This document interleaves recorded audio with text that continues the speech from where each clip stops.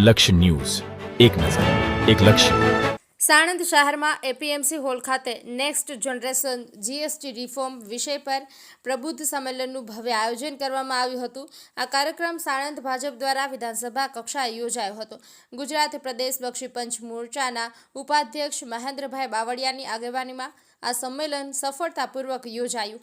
કાર્યક્રમમાં જિલ્લા ભાજપ પ્રમુખ શૈલેષભાઈ દાવડા તથા સાણંદ ધારાસભ્ય કનુભાઈ પટેલ વિશેષ ઉપસ્થિત રહ્યા હતા. સાણંદ તાલુકા અને શહેરના ભારતીય જનતા પાર્ટી તમામ હોદ્દેદારો કાર્યક્રમમાં હાજરી આપી હતી. આ પ્રસંગે નેક્સ્ટ જનરેશન જીએસટી રિફોર્મ અંતર્ગત નવા ટેક્સ સુધારા અંગે માર્ગદર્શન આપવામાં આવ્યું અને વેપારી સાથે સીધી ચર્ચાઓ કરવામાં આવી હતી. પ્રધાનમંત્રી નરેન્દ્ર મોદીએ દિવાળી પહેલા દેશની જનતાને મોટી ભેટ આપી છે. જીએસટીમાં ઘટાડો કરીને ગરીબ અને મધ્યમ વર્ગના પરિવારોને રાહત આપવામાં આવી છે. જીએસટીમાં ઘટાડાથી ગરીબ મધ્યમ વર્ગને રાહત. સ્થાનિક વેપારીઓ અને નાગરિકોએ આ નિર્ણયને જનહિતકારી પગલું ગણાવ્યું છે અને સરકારના આ પ્રયાસની પ્રશંસા વ્યક્ત કરી છે. ગુલાબ બોધ, Sanand.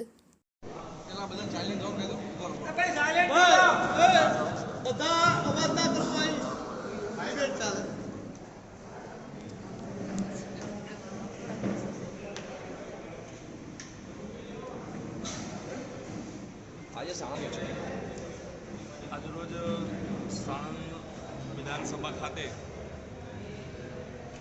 Next generation GST reforms માટે પ્રબુદ્ધ નાગરિક સંમેલન યોજવામાં આવ્યું, જેમાં ભારતના યશસ્વી વડાપ્રધાન અને વૈશ્વિક નેતા શ્રી નરેન્દ્રભાઈ મોદી દ્વારા નવરાત્રિના પ્રથમ દિવસે જ જીએસટીમાં જે ઘટાડો કર્યો છે એ ઘટાડાની વાત લોકો સુધી પહોંચાડવા માટે એક કાર્યક્રમના માધ્યમ સાથે આ વાતને પ્રબુદ્ધ નાગરિકો સાથે રાખીને અને લોકો સુધી વાત પહોંચે એના માટેનો આ કાર્યક્રમ હતો.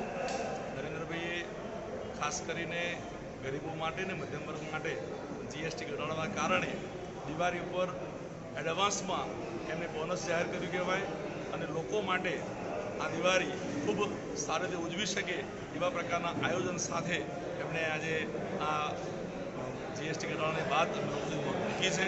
આજે અમારી વચ્ચે અમારા જિલ્લા અધ્યક્ષ શ્રી શૈલેષભાઈ, અમારા લોકપ્રિય ધારાસભ્ય શ્રી કનુભાઈ, મહામંત્રી શ્રી સાથે રાખી અને આ કાર્યક્રમનું આયોજન કરવામાં